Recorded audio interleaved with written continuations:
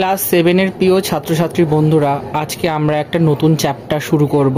চ্যাপ্টারটার নাম হচ্ছে সমানুপাত, প্রপোর্শন। মানে সমানুপাতকে ইংলিশে প্রপোর্শন বলে। অনুশীলনী 3। ঠিক আছে, F নম্বর দাগের যে অঙ্কগুলো সেগুলো নিয়ে আজকে আমরা আলোচনা করব। আজকের প্রথম প্রশ্ন হচ্ছে, একটি গাড়ির গতিবেগ 60 কিলোমিটার প্রতি ঘন্টা।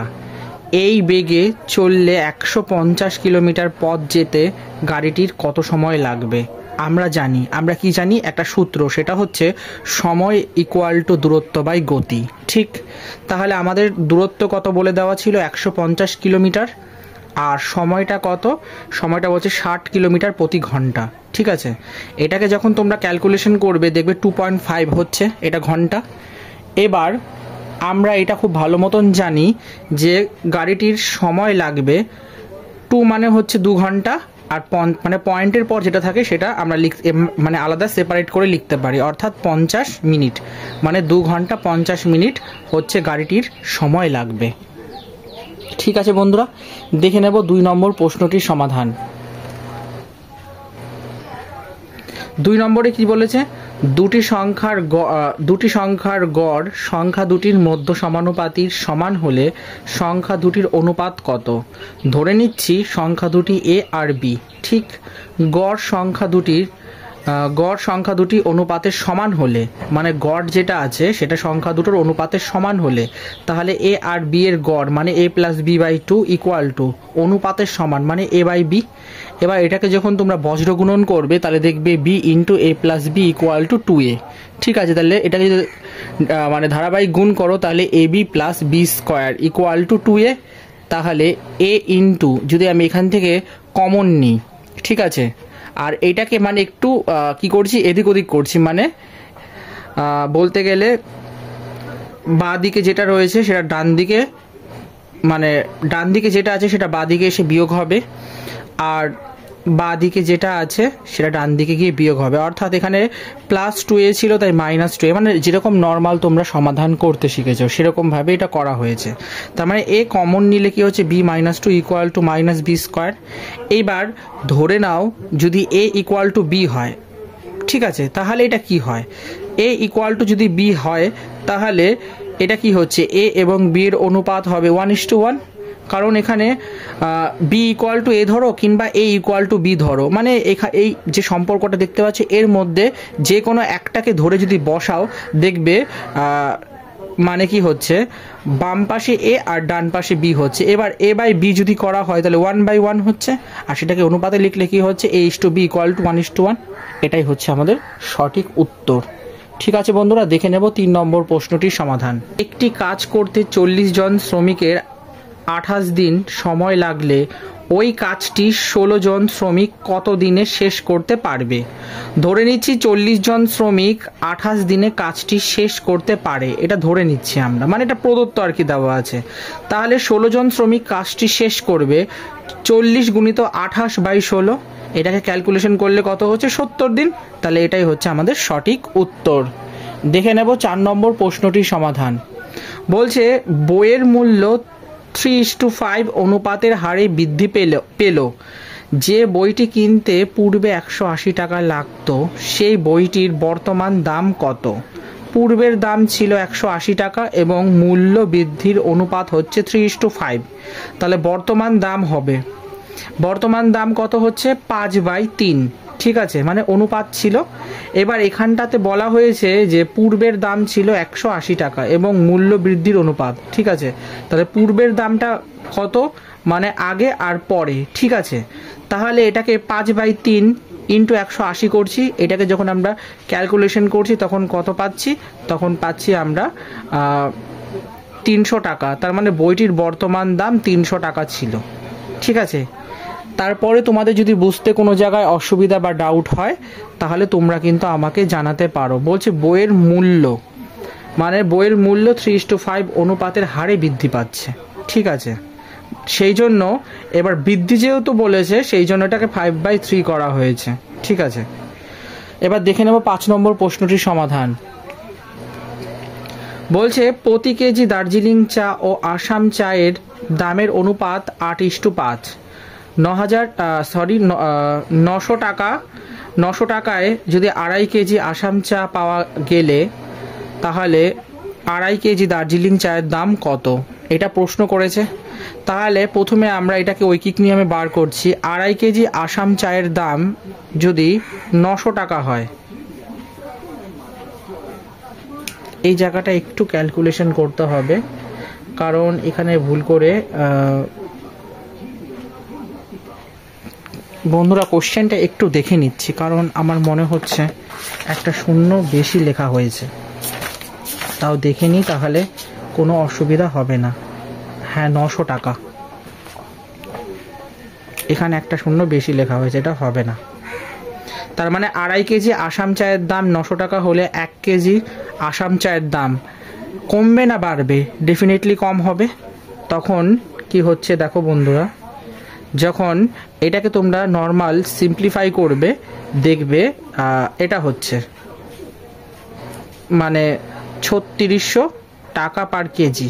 ঠিক আছে, তাহলে এখন 8:5 অনুপাত অনুযায়ী প্রতি কেজি দার্জিলিং চায়ের দাম যেটা বার করলাম, সেটাকে আমরা যেটা অনুপাত দেওয়া আছে 8/5 সেটাতে করে নিলাম। তাহলে কত পাচ্ছি? 5760 টাকা প্রতি কেজি। তাহলে 2.5 কেজি দার্জিলিং চায়ের দাম হবে কত হবে? যেটা পেলাম 5760 টাকার সাথে সেটাকে আমরা আড়াইটা গুণ করে দিলে যেটা পাচ্ছি সেটাই হলো আমাদের সঠিক উত্তর। ঠিক আছে বন্ধুরা, তো আমি আশা করি এই অঙ্কটা তোমরা বুঝতে পেরেছো। ঠিক আছে, আর যদি এটা 9000 ধরেও করা হয় তাহলে এটার যে উত্তর হচ্ছে, যদি এটা তোমরা 900 ধরে করো তাহলে সেম ফরম্যাট হবে। ঠিক আছে বন্ধুরা, তারপরেও আশা করি তোমাদের কোনো রকম অসুবিধা হওয়ার কথা নয়। তারপরে অঙ্কটা নিয়ে যদি কোনো ডাউট আসে তোমরা কিন্তু আমাকে ইনস্ট্যান্ট কমেন্ট করে জানাবে। ঠিক আছে, দেখে নেব 6 নম্বর প্রশ্নটির সমাধান। একটি বৃত্তের পরিধি ও ব্যাসের অনুপাত 22:7। ঠিক আছে, যে বৃত্তের পরিধি 132 সেন্টিমিটার সেই বৃত্তের ব্যাসার্ধ কত হবে? ধরি বৃত্তের পরিধি ইকুয়াল টু এম এবং ব্যাস ইকুয়াল টু এন। তাহলে বৃত্তের পরিধি ও ব্যাসের অনুপাত 22:7 হচ্ছে। তাহলে এটাকে যদি আমরা অনুপাত থেকে বায়ে কনভার্ট করি তাহলে m/n ইকুয়াল টু 22/7 হচ্ছে। তাহলে পরিধির সূত্র কি? পাই আর একক। তাহলে m ইকুয়াল টু কত হবে? পাই n। কেন কি আমরা মানে পরিধিটা ধরেছিলাম m আর পাই আর ব্যাসটা ধরেছিলাম n, সেই জন্য এটা m equal to pi n হলো। তাহলে m/n ইকুয়াল টু পাই হচ্ছে, এখানে পাই ইকুয়াল টু 22/7 আমরা জানি, কারণ এটা পায়ের একটা ডিফারেন্স ভ্যালু, মানে এটা হয় আর কি আমরা জানি। এবং পরিধি ইকুয়াল টু 132 সেন্টিমিটার, এটা বলে দেওয়া ছিল। ঠিক, এরপরে দেখো এবার আমরা কি করব, 132 মানে এই ফরম্যাটটার মধ্যে। ঠিক আছে, এই যে m/n ইকুয়াল টু পাই যেটা, এই সম্পর্কটার মধ্যে আমরা বসাবো। এম এর ভ্যালু 132 বসালাম, এন জানি না, ইকুয়াল টু পায়ের ভ্যালু কত? 22/7, তাই বসিয়ে দিলাম। এবার এটাকে আমরা জাস্ট কোনাকুনি গুণ করছি। তাহলে 132-এর সাথে 7 গুণ হচ্ছে আর 22-এর সাথে n গুণ হচ্ছে। এবার 132-এর সাথে 7 গুণ করলে 924 হচ্ছে আর এটা 22n হচ্ছে। তাহলে n equal to 924/22 equal to calculation করলে কত হচ্ছে, মানে ভাগ করলে 42 সেন্টিমিটার। তাহলে n ইকুয়াল টু 42। তাহলে বৃত্তের ব্যাস n ইকুয়াল টু 42 সেন্টিমিটার আমরা পেয়ে গেলাম। এবার আমাদের দরকার ব্যাসার্ধ। ব্যাসার্ধ কি জানি? আর। তাহলে ব্যাস থেকে ব্যাসার্ধ করতে গেলে আর ইকুয়াল টু মানে কি লিখবো দেখো, যদি বৃত্তের ব্যাসার্ধ আমরা কত জানি, মানে ব্যাস জানি আমরা সমান সমান 2r, আর যদি ব্যাসার্ধ করতে যাই, ঠিক আছে, তাহলে এটা r/2 হবে। সেই জিনিসটাই আর কি এখানটাতে লেখা হয়েছে, আর ইকুয়াল টু n/2। তাহলে n এর ভ্যালু 42 পেয়েছি আর বাই 2। তাহলে এটাকে 2 দিয়ে 42কে ভাগ করো, দেখবে 21 সেন্টিমিটার। তাহলে কি পেলাম বন্ধুরা? বৃত্তের ব্যাসার্ধ ইকুয়াল টু 21 সেন্টিমিটার। এটা হলো আমাদের সঠিক উত্তর। পুরো স্টেপ বাই স্টেপ আমি তোমাদের করে দিয়েছি। ঠিক আছে, যদি তারপরে কোনো রকম অসুবিধা হয় তাহলে তোমরা আমাকে জানাতে পারো। জাস্ট এই জায়গাটা নর্মাল সমাধান করে দিয়েছি। আর এখানে আমরা এমনিতেও পায়ের ভ্যালু জানি যে 22/7 হয়। আর তার থেকেও বড় কথা হচ্ছে, যদি আমরা ধরে নিই যে পায়ের ভ্যালু আমরা জানি না, তারপরেও কিন্তু আমাদের অনুপাতটা বলে দেওয়া ছিল 22:7। ঠিক আছে, সেই জন্য ওটা 22/7 কিন্তু এমনিও হয়। ঠিক আছে বন্ধুরা, দেখে নেব 7 নম্বর প্রশ্নটির সমাধান। 20 জন শ্রমিক 18 দিনে একটি বাড়ি রং করতে পারে। 6 দিন কাজ হওয়ার পর 5 জন অসুস্থ হয়ে পড়ল। অবশিষ্ট কাজটি কত দিনে শেষ হবে? মোট কাজের পরিমাণ, প্রথমে 20 সাথে 18 গুণ করছি। 20 সাথে 18 গুণ করলে আমরা কত পাচ্ছি? 360 শ্রমিক দিন। মানে এটা অ্যাকচুয়ালি কাজের পরিমাণ, তো মানে এটা দিন সংখ্যায় বেরোবে। এবার 360 দিনে শ্রমিক দিনের অর্থ হচ্ছে 360, মানে কাজের পরিমাণ, মানে 360 দিনে মানে শ্রমিকরা কাজটা করতে পারে, তাই এটাকে শ্রমিক দিন লেখা হয়েছে। 6 দিনে কাজ হয়েছে, তার মানে 20 সঙ্গে 6 গুণ করলে 120 হচ্ছে শ্রমিক দিন, ওই একই মানে বোঝাচ্ছে। তাহলে বাকি কাজ মানে অবশিষ্ট কাজ বার করতে গেলে 360 থেকে 120 বাদ দিয়ে দিচ্ছি, তাহলে 240 শ্রমিক দিন হচ্ছে। তাহলে 5 জন শ্রমিক অসুস্থ হয়ে পড়ল, অর্থাৎ 20 থেকে 5 বাদ হয়ে যাবে, তাহলে 15 জন শ্রমিক কাজ করবে। তাহলে 240কে যদি 15 দিয়ে ভাগ করি তাহলে 16 দিন। তার মানে অবশিষ্ট কাজটি কত দিনে শেষ হবে? অবশিষ্ট কাজটি 16 দিনে শেষ হবে বন্ধুরা। ঠিক আছে, দেখে নেব 8 নম্বর প্রশ্নটির সমাধান। বলছে জল জমে বরফ হলে আয়তন 10% বাড়ে। কিছু পরিমাণ জল ও তা থেকে প্রাপ্ত বরফের আয়তনের অনুপাত কত হবে তা নির্ণয় করো। জল ও বরফের আয়তনের অনুপাত হবে, তার মানে জল বাই বরফ ইকুয়াল টু, ধরে নিচ্ছি জল এক্স। এবার বরফ কত হচ্ছে? বলেছে না যে জল জমে বরফ হলে আয়তন 10% বাড়ে, তার মানে জলটা জমলে তবে তো সেটা বরফ হচ্ছে, তাই এক্সের সাথে +10 হচ্ছে, মানে 10% হচ্ছে। ঠিক আছে, এবার এক্স যেমন তেমন থাকলো। এবার তোমরা একটা কাজ করতে পারো, এই যে এক্স +10%, এটাকে যখন তোমরা পার্সেন্টেজ থেকে যখন তোমরা নর্মাল ফ্র্যাকশনে কনভার্ট করবে, দেখবে 1.10x হচ্ছে। ঠিক আছে, এইটাকে দেখো এক্স এক্স কেটে যাচ্ছে, তাহলে এটা 1/1.10 হচ্ছে। এইটাকে যখন তোমরা ফার্দার সিম্পলিফাই করবে, মানে পয়েন্ট তুলে ভগ্নাংশতে কনভার্ট করবে, তখন দেখবে এটা 10/11 হচ্ছে। তাহলে জল ইস্টু বরফ ইকুয়াল টু কত হবে? 10:11। এটাই হচ্ছে আমাদের সঠিক উত্তর। দেখে নেব 9 নম্বর প্রশ্নটির সমাধান। একটি পুকুরের 2/5 অংশ কাটাতে 8 দিন লাগলে পুকুরটির বাকি অংশ কাটাতে কত দিন লাগবে? 2/5 অংশ কাটাতে সময় লাগে 8 দিন, তাহলে এক অংশ কাটাতে সময় বেশি লাগবে না কম লাগবে? ডেফিনেটলি কম লাগবে, তাই এটা বাই হলো, মানে ভাগ হলো।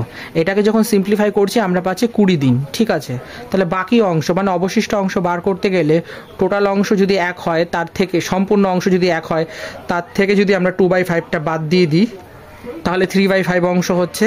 তাহলে 3/5 অংশ কাটাতে সময় লাগবে কত? 20 সঙ্গে 3/5 গুণ করে দিলে আমরা জেনে যাব, অর্থাৎ 12 দিন সময় লাগবে। তার মানে পুকুরটির বাকি অংশ কাটাতে কত দিন সময় লাগবে? 12 দিন। দেখে নেব বন্ধুরা 10 নম্বর প্রশ্নটির সমাধান। বলছে 30 জনের 3 সপ্তাহে কাজ, তাহলে কত জনের 18 সপ্তাহে কাজ হবে?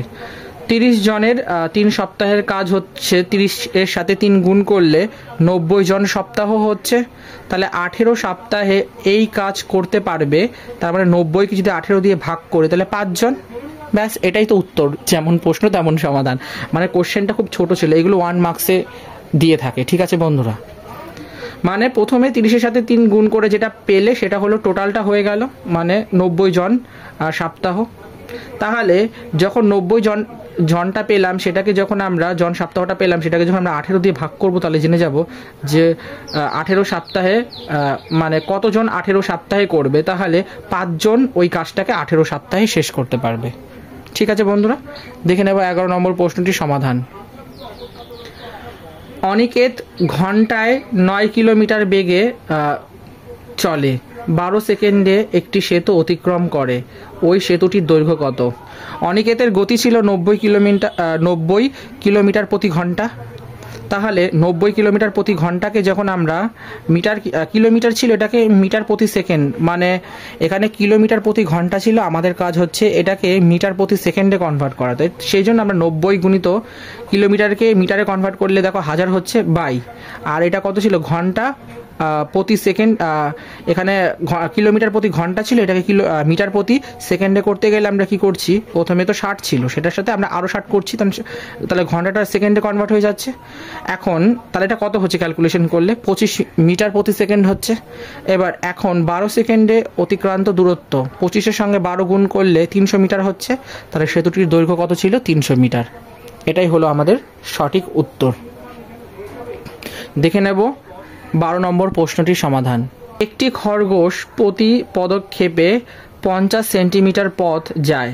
খরগোশটি যদি প্রতি মিনিটে 40 বার পদক্ষেপ করে, তবে খরগোশটির গতিবেগ কিলোমিটার প্রতি ঘন্টা এককে কত হবে নির্ণয় করো। প্রতি পদক্ষেপে খরগোশ চলে 50 সেন্টিমিটার, সেন্টিমিটারটাকে আমরা কি করছি, মিটারে কনভার্ট করছি, তাই এটা 0.5 মিটার হলো।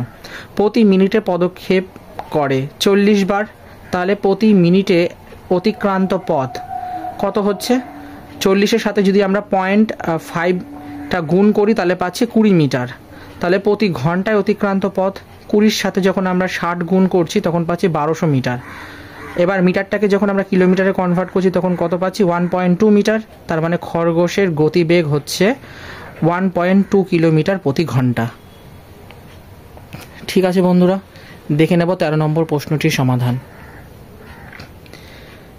এক ব্যক্তি এনআইজেপি স্টেশন থেকে সেবক মোড় পর্যন্ত ঘন্টায় 60 কিলোমিটার বেগে গিয়ে ফেরার সময় 40 কিলোমিটার প্রতি ঘন্টা বেগে ফিরে আসলেন। ওই ব্যক্তির যাতায়াতের গড় গতিবেগ কত? ধরে নিচ্ছি এনজিপি স্টেশন থেকে সেবক মোড় পর্যন্ত দূরত্ব ডি কিলোমিটার, ডি দিয়ে ডিস্টেন্স বলে তাই ডি দিয়ে ডিনোট করছি। ঠিক আছে, এবার গমনের সময় ছিল, মানে যাওয়ার সময় ছিল বেগ ইকুয়াল টু 60 কিলোমিটার প্রতি ঘন্টা, আর সময় ছিল d/60। আবার ফেরার সময় ছিল বেগ ইকুয়াল টু 40 কিলোমিটার প্রতি ঘন্টা, সময় ছিল d/40। ঠিক আছে, তাহলে মোট দূরত্ব d plus d equal to 2d। এবার মোট সময়, তাহলে মোট সময় হচ্ছে d/40 plus d/60 plus d/40 equal to, আমরা যদি লসাগু নেই 60 আর 40-এর দেখবে 120 হচ্ছে। ব্যাস, তারপর নর্মাল যেভাবে ভগ্নাংশের সিম্পলিফাই করে সেভাবে করলাম। কত পাচ্ছি আমরা, 5d/120। তাহলে গড় গতিবেগ, ঠিক আছে, গড় গতিবেগের ফর্মুলা কি, মোট দূরত্ব বাই মোট সময়। তাহলে মোট দূরত্ব কত পেয়েছি আমরা, 5d/120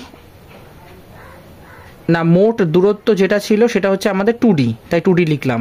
আর মোট সময় হচ্ছে এটা 5d/120, সেটা তো বসিয়ে দিলাম। এটাকে যখন আমরা সিম্পলিফাই করছি দেখবে d একটা সময় কেটে যাচ্ছে, আর 2 × 120/5 হচ্ছে। এটাকে যখন তোমরা সিম্পলিফাই করবে দেখবে 48 কিলোমিটার প্রতি ঘন্টা হচ্ছে। ঠিক আছে, 48 কিলোমিটার প্রতি ঘন্টা, এটা হচ্ছে আমাদের সঠিক উত্তর।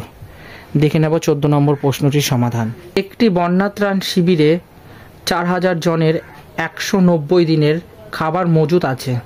30 দিন পরে মোটামুটি 800 জন অন্যত্র চলে গেলেন। যারা রয়ে গেলেন অবশিষ্ট খাদ্য তাদের আর কতদিন চলবে? একটি শিবিরে 4000 জনের জন্য 190 দিনের খাবার মজুত ছিল। তাহলে 30 দিনে যদি বার করতে যেতে 4000-এর সাথে 30 গুণ করলে পাচ্ছি আমরা এত বড় লম্বা একটা সংখ্যা পাচ্ছি আমরা, মানে 1,20,000। ঠিক আছে, জন দিন। তাহলে খাবার খরচ হবে, তাহলে অবশিষ্ট খাবার কত পাচ্ছি আমরা? অবশিষ্ট খাবার বের করতে গেলে 4000-এর সাথে আমরা 190 গুণ করব, আর তার থেকে যেটা পেয়েছি আমরা 30 দিনের খাবার কতটা খরচ হয়েছে সেটা বাদ দিয়ে দেব। তাহলে আমরা জানতে পারবো যে অবশিষ্ট কতটা খাবার থাকবে। তাহলে এটাকে যখন আমরা বাদ দিচ্ছি তখন দেখো আমরা এত বড় একটা সংখ্যা পাচ্ছি। ঠিক আছে, তাহলে অবশিষ্ট লোক সংখ্যা বার করব। 4000-এর থেকে আমরা 800 বাদ দিয়ে দিলে তাহলে কত, 3200 জন হচ্ছে। এইবার যেটা আমরা অবশিষ্ট খাবার পেয়েছিলাম তাকে যদি আমরা অবশিষ্ট লোক সংখ্যা দিয়ে ভাগ করে দিই তাহলে আমরা জেনে যাব যে ওই খাবারটা কতদিন যাবে, 200 দিন। ঠিক আছে বন্ধুরা, দেখে নেব 15 নম্বর প্রশ্নটির সমাধান। একটি কারখানায় 1000টি যন্ত্রাংশ তৈরি করতে 16টি মেশিনের 27 দিন সময় লাগে। যদি ওই কারখানায় আরও 2টি মেশিন বসানো হয় তাহলে একই সংখ্যক যন্ত্রাংশ তৈরি করতে কতদিন সময় লাগবে? মেশিন সংখ্যা হচ্ছে 16টি আর দিন সংখ্যা 27 দিন। তাহলে বলেছে 16-র সাথে আরও দুটি মেশিন বসানোর কথা, তাই 16 + 2 কত হচ্ছে 18টি। তাহলে x = কত এটা ধরে নিচ্ছি। ঠিক আছে, এবার এটা আমরা অনেকটা ঐকিক নিয়মের মতো করছি। এখানে মেশিন সংখ্যা বাড়ছে, তাই দিন সংখ্যা কমবে, ব্যস্ত সমানুপাত। তাহলে 16:18 x = 27। তাহলে x = কত হচ্ছে 16 × 27/18 = 24 দিন। তাহলে একই সংখ্যক যন্ত্রাংশ তৈরি করতে কতদিন সময় লাগবে? 24 দিন সময় লাগবে। ঠিক আছে বন্ধুরা, দেখে নেব 16 নম্বর প্রশ্নটির সমাধান। 30 জন শ্রমিক 15 দিনে একটি রাস্তার 3/7 অংশ সারান। যদি আরও 10 জন লোক কাজটি করতে আসেন তাহলে রাস্তাটি বাকি অংশ সারাতে কতদিন লাগবে? সম্পূর্ণ অংশ সারাতে লাগবে 15 × 7/3 = 35 দিন। রাস্তাটির অবশিষ্ট অংশ যদি টোটাল অংশটা সম্পূর্ণ অংশটা যদি 1 ধরা হয়, তার থেকে যেটা পেলাম মানে যে অংশটা বলে দেওয়া আছে অর্থাৎ 3/7, এটা বাদ দিয়ে দিলে জানতে পারবো কত অংশ আছে, 4/7 অংশ। তাহলে 30 জন শ্রমিক 4/7 অংশ সারাবে কত দিনে? 35 × 4/7 = 20 দিন। তাহলে মোট শ্রমিক কত ছিল? মোট শ্রমিক ছিল 30, তার মধ্যে বলেছে আরও 15 জন অ্যাড হয়ে মানে 10 জন অ্যাড হয়েছে, তাই 30-এর সাথে 10 যোগ করে 40 জন হলো। তাহলে 30 জনে 20 দিন মানে 30 জনে 20 দিন লাগতো। তাহলে 40 জনে কত দিন লাগবে? বেশি লাগবে। মানে ব্যাপারটা হচ্ছে 30 জনে যদি 20 দিন লাগতো তাহলে 40 জনে কত হচ্ছে? 20 × 30/40 = 15 দিন। এটাই হচ্ছে আমাদের সঠিক উত্তর। মানে এই পোর্শনটা আমরা কি করেছি? এই পোর্শনটা আমরা জাস্ট ঐকিক নিয়মে করেছি। ঠিক আছে বন্ধুরা, মানে বলছে 30 জন শ্রমিক 15 দিনে একটা রাস্তা 3/7 অংশ সারান। ঠিক আছে, মানে একটা রাস্তা যদি মানে একটা রাস্তা কতটা আর কি বড় সেটা অ্যাকচুয়ালি বোঝা যাচ্ছে না। বলছে 30 জন, মানে ধরো আমি কাউন্সিলর, ঠিক আছে, আমি একটা রাস্তাকে সারাই করব। আমি 30 জন শ্রমিককে বলছি রাস্তাটা সারাই করতে। তারা কি করলো? যদি টোটাল রাস্তাটা ধরে নিচ্ছি সম্পূর্ণ অংশটা যদি 1 হয়, ঠিক আছে, তাহলে আমি বলছি সেই রাস্তাটার 15 দিনের রাস্তাটাকে সারাই করতে। ঠিক আছে, তখন ওই শ্রমিকরা কি করলো? 30 জন শ্রমিকরা 15 দিনে মানে রাস্তাটার 3/7 অংশই কেবলমাত্র সারাতে পারলো। ঠিক আছে, যদি আরও 10 জন লোক কাজটি করতে আসেন, মানে 30 জন লোক দিয়ে দেখছি 15 দিনে মাত্র ওইটুকুনি করতে পারছে, মানে কি 3/7 অংশ। তাহলে আমি দেখলাম যে না, কাজ খুব অল্প হচ্ছে, তখন কি করলাম? ওই 30 জনের সঙ্গে আরও 10 জন লোক দিলাম, তাহলে কি 40 জন শ্রমিক হয়ে গেল। তাহলে 40 জন শ্রমিক যদি কাজটা করে তাহলে রাস্তাটির বাকি অংশ সারাতে কতদিন লাগবে? এটাই হলো প্রশ্ন। তাহলে 30 জন যদি 15 দিনে মাত্র 3/7 অংশ কমপ্লিট করে, তাহলে 40 জন শ্রমিক ওই রাস্তাটাকে যদি সারাই করতে শুরু করে, তাহলে কি হচ্ছে? একটু মানে বলতে চাচ্ছি আমি যে করতে সেটা আর কি মানে বেশি সময় লাগবে না কম সময় লাগবে? 30 জন 15 দিনে কাজটা করছে, তাহলে ডেফিনেটলি বেশি সময় লাগছে। ঠিক আছে, যদি 40 জন শ্রমিক সেই রাস্তাটা সারাই করে তাহলে ডেফিনেটলি কম সময় লাগবে। সেই জন্য এই পোর্শনটা কি করা হয়েছে? ঐকিক নিয়ম করা হয়েছে। ঠিক আছে, অর্থাৎ যদি 30 জনে 20 দিন লাগায় রাস্তাটা ঠিক করতে, তাহলে 40 জনে রাস্তাটা সারাই করতে বেশি দিন লাগাবে না কম দিন লাগাবে? ডেফিনেটলি কম দিন লাগাবে। সেটা কতদিন কম দিন লাগাবে? 5 দিন কম দিন লাগাবে, অর্থাৎ 15 দিনে তারা কাজটা সম্পন্ন করতে পারবে। ঠিক আছে, দেখে নেব 17 নম্বর প্রশ্নটির সমাধান। বলছে একটি যন্ত্রচালিত তাঁতের ক্ষমতা একটি হস্তচালিত তাঁতের ক্ষমতার 2.1/4 গুণ। 12টি হস্তচালিত তাঁত যে পরিমাণ কাপড় 18 দিনে বুনতে পারে, সেই পরিমাণ কাপড় 15 দিনে বুনতে কটি যন্ত্রচালিত তাঁত লাগবে? ঠিক আছে, এটা হলো প্রশ্ন। এবার একটি যন্ত্রচালিত তাঁতের ক্ষমতা 2.1/4 অর্থাৎ 9/4 হচ্ছে। তাহলে 12টি হস্তচালিত তাঁত 18 দিনে কাজ শেষ করে, তাহলে মোট কাজ কত হচ্ছে? 12-র সাথে 18 গুণ করলে 216 দিন হচ্ছে। তাহলে 15 দিনের সেই কাজ করতে যন্ত্রচালিত তাঁত লাগবে, তার মানে 216/15 ইন্টু 9/4। এটাকে সিম্পলিফাই করছি, করে দেখো কত পাচ্ছি আমরা, 864/135, এটা ভাগ করলে 6.4। এবার তোমাদেরকে আমি একটা নোট দিয়ে দিয়েছি। কি নোটস দিয়েছি? তাঁতের সংখ্যা পূর্ণ সংখ্যা হতে হবে, ঠিক আছে? তাঁতের সংখ্যা কখনো এরকম দশমিক এইসব দিয়ে হবে না, পূর্ণ সংখ্যা হতে হবে। তাই কম করে 7টি যন্ত্রচালিত তাঁত লাগবে, ঠিক আছে? 64-র চেয়ে একটু বেশি, মানে 6.4-এর চেয়ে একটু বেশি। তাই এটা আমরা পূর্ণ সংখ্যায় ধরে নিচ্ছি যে 7টি যন্ত্রচালিত তাঁত লাগবে, ঠিক আছে বন্ধুরা? দেখে নেব 18 নম্বর প্রশ্নটির সমাধান। একটি পাম্প 36,000 লিটার জল তুলতে 1 ঘন্টা 20 মিনিট সময় নেয়, তাহলে 63,000 লিটার জল তুলতে পাম্পটির কত সময় লাগবে? 1 ঘন্টা 20 মিনিট, 1 ঘন্টা 20 মিনিটকে আমরা যদি মিনিটে কনভার্ট করি তাহলে কত পাচ্ছি? 80 মিনিট। তাহলে 36,000 লিটার জল তুলতে সময় কত হচ্ছে? 80 মিনিট। তাহলে 63,000 লিটার জল তুলতে সময় লাগে, 80-র সাথে 63,000 বাই 36,000 যদি করে দিই তাহলে আমরা কত পাচ্ছি? 140 মিনিট। তাহলে 140 মিনিট সমান কত জানি? 2 ঘন্টা 20 মিনিট। তার মানে 63,000 লিটার জল তুলতে পাম্পটির সময় লাগবে 2 ঘন্টা 20 মিনিট, ঠিক আছে? দেখে নেব 19 নম্বর প্রশ্নটির সমাধান। বলছে 8টি গরু 15 দিনে 4 কাহন খড় খায়, ঠিক আছে? 10টি গরু 15 দিনে কত কাহন খড় খাবে? তাহলে গরুর সংখ্যা 8টি, খড় মানে কাহন হচ্ছে 4, তাহলে 10টি গরু তাহলে কত দিনে, মানে কতগুলো আর কি কাহন খাবে, মানে কত দিনে, মানে কত কাহন খাবে। হ্যাঁ ঠিক, এখানে গরুর সংখ্যা বাড়লে খড় খাওয়ার পরিমাণও বাড়বে, মানে সরল সমানুপাত।